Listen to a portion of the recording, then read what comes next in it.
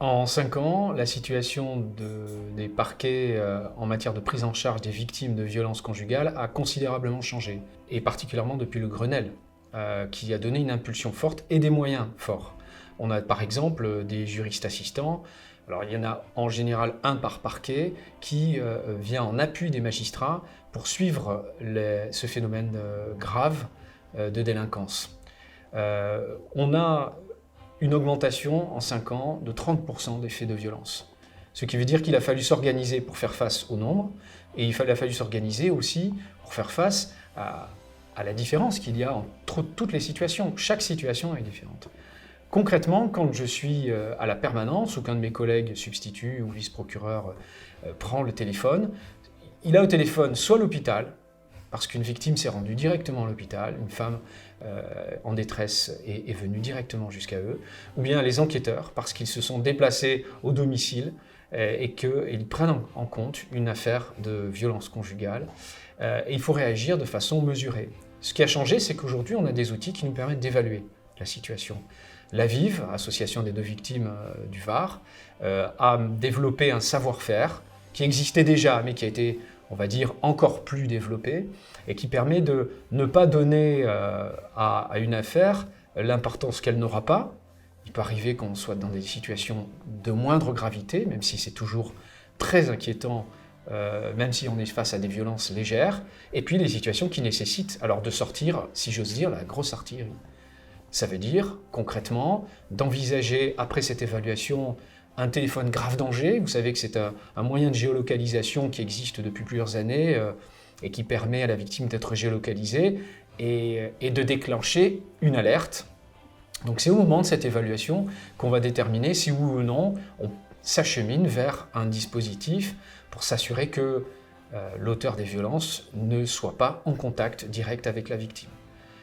Ça peut être une mesure bien moins intrusive et bien moins coercitive, si j'ose dire. Ça peut être simplement une obligation de ne pas résider au même endroit. Mais voilà, quel type d'évaluation on peut avoir. Ça peut être aussi la nécessité. Alors on est sur un nouveau dispositif, le bracelet anti-rapprochement. Là, on a une différence avec le téléphone grave danger. Le téléphone grave danger permet à la victime d'alerter. Le bracelet anti-rapprochement, il va permettre à un opérateur de s'apercevoir que l'auteur, l'homme supposé être violent, est dans le périmètre de la victime. Et là, il y a une alerte qui est donnée. Une pré-alerte lorsqu'il s'approche du périmètre et une alerte aux forces de sécurité lorsqu'il est dans le périmètre. Nous avons ces deux outils que nous utilisons beaucoup. Pour vous dire, nous avons à peu près une trentaine de téléphones grave danger, presque tous actifs à Draguignan, enfin sur le ressort de Draguignan, qui représente 75% du Var. Et puis nous avons 6 bracelets anti-rapprochement actifs pendant la période dans laquelle nous sommes. Un autre outil qui peut être utilisé, alors cette fois-ci dans le cadre d'une procédure civile, devant le juge aux affaires familiales, c'est l'ordonnance de protection. Nous avions très peu recours à cette ordonnance de protection dont les textes existent depuis longtemps et on l'utilise beaucoup plus aujourd'hui. En 2021, plus de 50 ordonnances de protection et à ce stade-là de 2022, on en est déjà à une trentaine. Ça c'est important, c'est la passerelle entre la procédure civile devant le juge d'affaires familiales et le pénal, parce que bien souvent, en miroir, il y a malheureusement une affaire pénale. Ça s'articule avec le contrôle judiciaire dans une affaire pénale. Voilà. Et les parquets et les juges travaillent au sein d'une commission qui s'appelle la COMVIF, Commission de lutte contre les violences intrafamiliales, COMVIF qui a été installée à Draguignan notamment, mais maintenant qui essaime, il y en a un peu dans tous les tribunaux, et qui permet aux juges et aux parquets de se coordonner. Et puis dernier volet de ce déploiement d'outils contre les violences intrafamiliales et particulièrement les violences conjugales, c'est l'inclusion des mineurs. Nous n'avions pas forcément, dans les années passées, pris la mesure de l'importance de la présence des mineurs. Les mineurs peuvent être témoins des violences, ils peuvent être eux-mêmes victimes de ces violences intrafamiliales.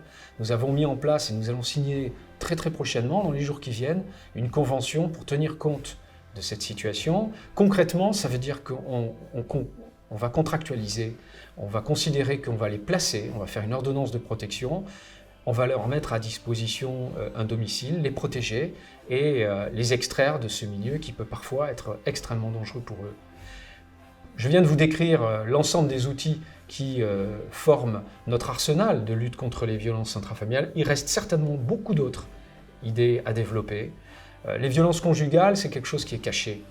Donc bien évidemment, on avance au fur et à mesure avec empirisme. On a certainement beaucoup d'autres choses à développer dans la prise en charge des femmes victimes de violences.